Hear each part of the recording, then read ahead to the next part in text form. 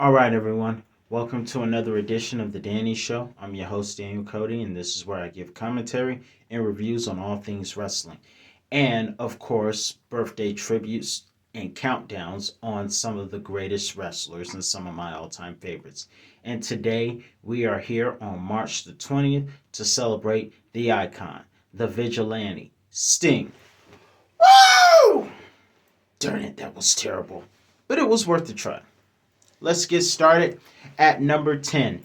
This was Sting and his best friend in real life, Lex Luger, versus the Steiner Brothers. Fun fact, Rick Steiner is the father of Braun Breaker, as Scott Steiner is the uncle of Braun Breaker. Former NXT 2.0 champion, as you know. So, great tag team match, and this match would go on to win Match of the Year in 1991 as it took place at Super Brawl. And despite being a great match with lots of strength and high flying skills, especially from Sting's part, the match was lost on Sting and Lex Luger's end because somebody came out with a chain. But Sting went after him and they fought in the parking lot. But nonetheless, the match won Match of the Year in 1991, which is why it made this list. At number 9, we have Sting facing off against Ric Flair at the Great American Bash 1990. Now, this was one of the matches. First off, Sting and his matches with Ric Flair really helped put him on the map and get his name known. However, this would be the night where he would win his first ever World Heavyweight Championship. It was the NWA Championship. However, this put Sting on the map. And despite horsemen could not interfere, Sting had protection from the Junkyard Dog and the Steiner Brothers, as mentioned earlier. Also, we saw the Giant Gonzalez, as he was known in WWE, there at the time. Sting would win his first ever WCW or NWA championship and never looked back. And he said he has a lot of shoes to fill. He knows that Rick was one of the greatest world champions ever, and he was going to do his best to make everyone proud. And needless to say, he did just that in the near future. That's why I'm celebrating him now. At number 8, we have an amazing tornado tag at last year's AEW Revolution when Sting teamed up with Darby Allin to face off against Team Taz, all of Team Taz. And they fought in an abandoned alley in Atlanta, and the entrances on both ends were amazing. Darby Allin skateboarding, awesome. And Sting having a pickup truck, but nonetheless, a great match, great theatrical match that I really enjoyed, which saw Sting and Darby Allin pick up the victory. Fun fact, Sting is undefeated at AEW, to my knowledge. Yep, he's undefeated. But great, excellent match. You gotta check it out. Another match on this list is at number 7. We have Sting versus DDP on an episode of Monday Nitro on April the 26th, 1999. This was a match that saw DDP back when, for whatever reason, he had a somewhat of an obvious copy remake of Kurt Cobain and what's that group name? I keep forgetting. But it sounded just like the song Smells Like a Teen Spirit by What is that band's name? Someone tell me what that darn band's name is. God rest the soul of Kurt Cobain, because he is the vocalist for the band.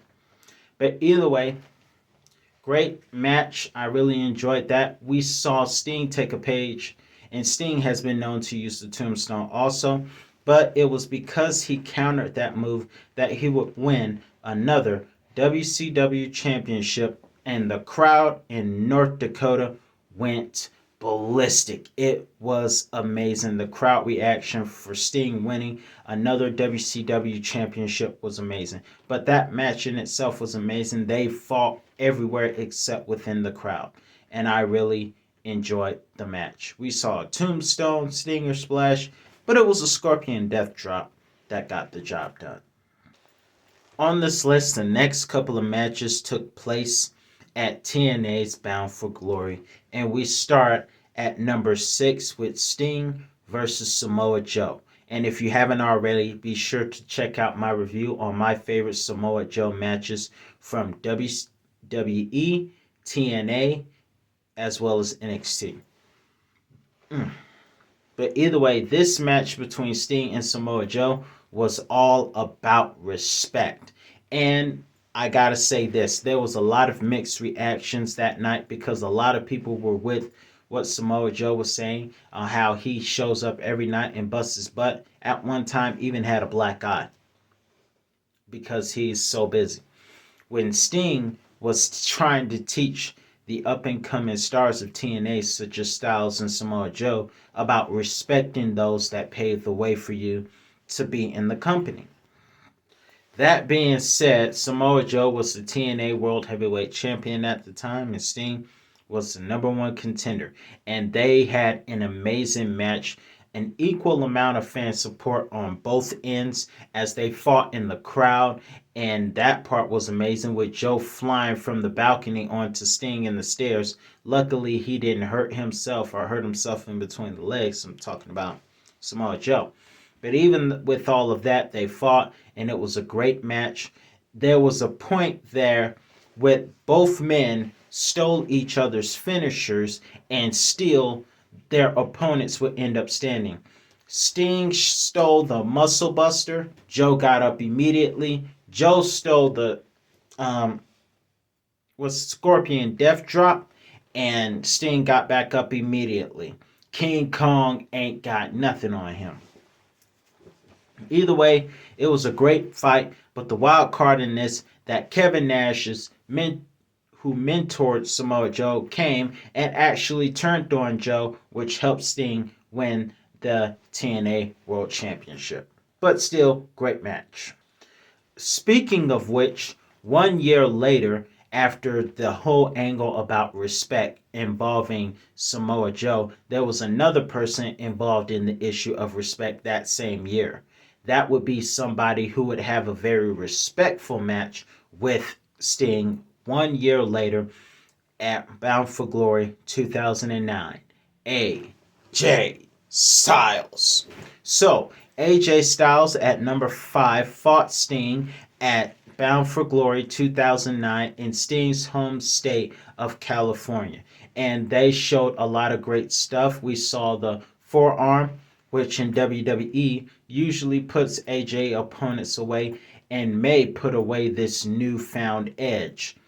However, this was also a match that, like DDP, we saw Sting go for a tombstone piledriver, and that move, when Sting does it, it's awesome, but it's sometimes seen to be underappreciated because when one of my all-time favorites, The Undertaker, does it, it puts everyone down. When Sting does it, everyone kicks out, and it makes it a little bit taken lightly or underappreciated, which a tombstone should never be underappreciated. But either way, it was still a great match, and AJ Styles would pick up the victory, retaining AJ's TNA World Heavyweight Championship reign.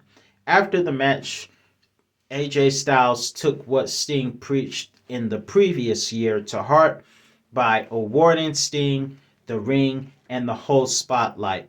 And many people wondered if that was the last match for Sting. It was far from over. Despite losing the match, Sting got a lot of respect from AJ Styles and the hometown crowd in California that night. Fun fact, Sting versus AJ Styles won Match of the Year in TNA 2009. Speaking of Match of the Year, let's go to another match that won Match of the Year. At number 4, we have Sting versus Kurt Angle at Bound for Glory 2007. It was a very personal match, very personal, because Kurt Angle had went after Sting's son, who was playing football, who did play football also, and should have went to work with the Kansas City Chiefs, but unfortunately that didn't happen.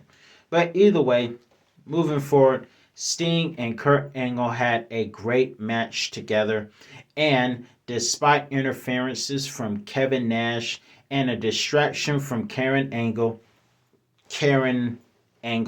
who is Kurt Angle's ex-wife. Not the crazy Karen, the actual Karen Angle. It is such a shame that I have to explain the name Karen when there's a person that's actually named Karen that's not Cuckoo for Cocoa Puffs. It is such a shame. Look what our world has done to us.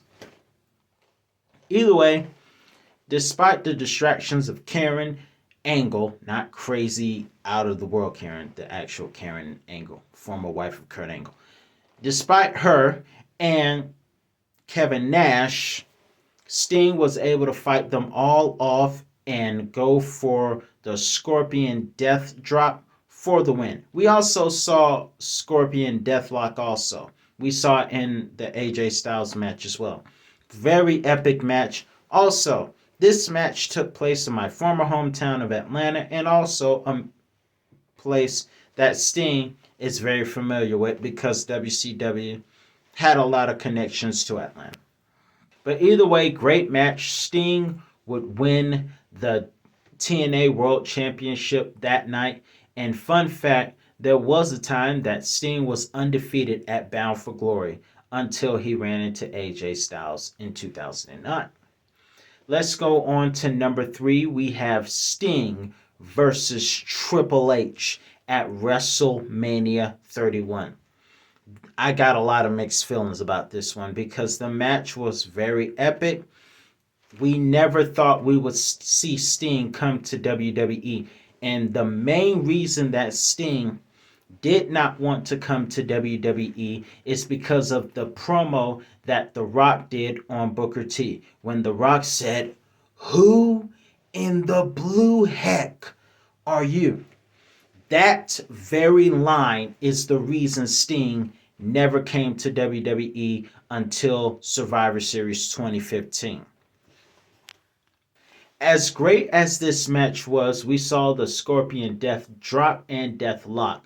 We saw DX interfere on the behalf of Triple H. We saw the NWO, Hall, Nash, and Hogan, God rest the soul of Hall. We saw them come to the ring on the behalf of Sting. And it was a dream confrontation between the NWO and DX, which we always wanted to see. But we got a little piece of it. Unfortunately for Sting, he did not win because the sledgehammer got the best of the baseball bat. But either way, Sting shook hands with Triple H at the end of the match, and the match was still epic. My thing is this, and some of you will probably agree with this. There are a lot of people that believe that when Sting was in WWE, he was somewhat buried because if you think about it, Sting is 1-2. The one victory he has was when, alongside teaming in an attack match with Cena, he tapped out Seth Rollins and his partner, The Big Show.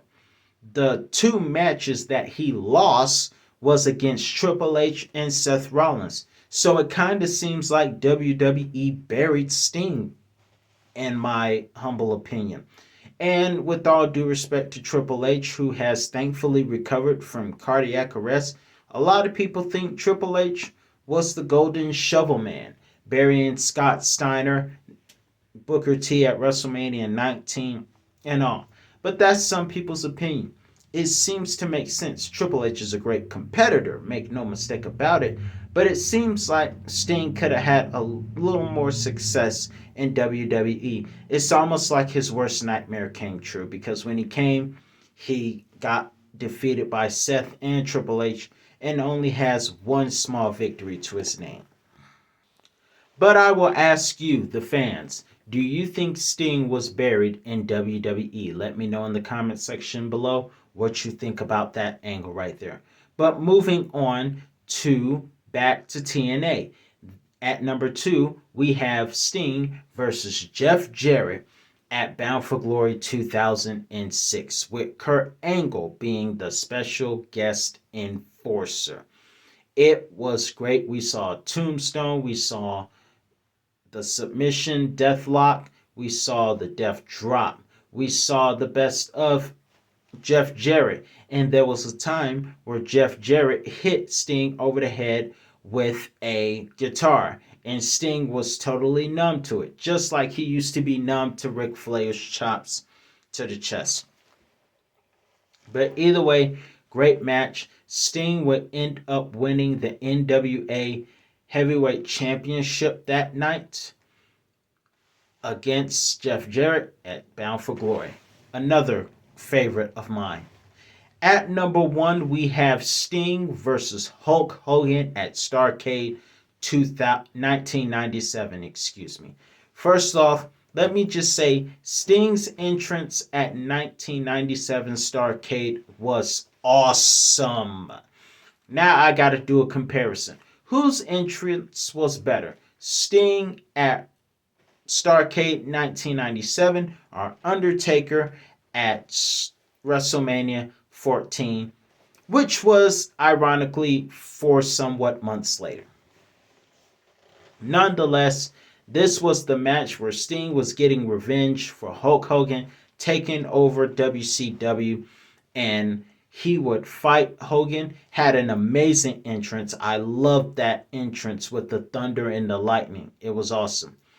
But Hogan had a moment where he thought he won with the atomic leg drop, but Bret Hart came in and assisted. It was a fast count and made the match restart. Sting went for the deathlock, and Hogan submitted, which meant Sting won the World Heavyweight Championship that night, and everyone came to the ring to celebrate Sting taking back WCW. One of the guys that celebrated with him was Lex Luger, Big Show, Luther Reigns, and Rey Mysterio, among a few others. I believe Booker T was there also.